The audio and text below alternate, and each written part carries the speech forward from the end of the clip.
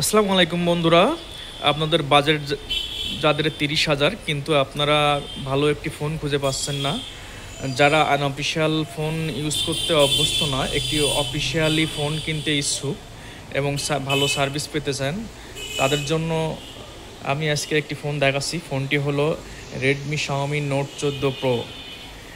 এই ফোনটিতে আপনারা দুইটা ভেরিয়েন্টে পাবেন। একটি হলো 8GB প্লাস 256GB, আর একটি হলো আপনার 12GB প্লাস 256GB। এই ফোনটি আপনারা কয়েকটি কালারে পেয়ে যাবেন। এটি হলো আপনার ব্লু কালার, এর ব্ল্যাক কালারও পাবেন প্লাস হোয়াইট কালারও পাবেন।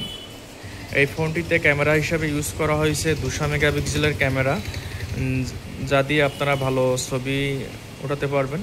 এটার লো লাইট ফটোগ্রাফিও মোটামুটি ভালো। ব্যাটারি হিসাবে পাচ্ছেন 6200 মিলি অ্যাম্পিয়ারের ভালো ব্যাটারি। যারা গেমিং করতে চান তারাও এই ফোনটা ভালো গেমিং পাবেন, বিকজ এই ফোনটিতে G100 Helio G100 processor use করা হয়েছে।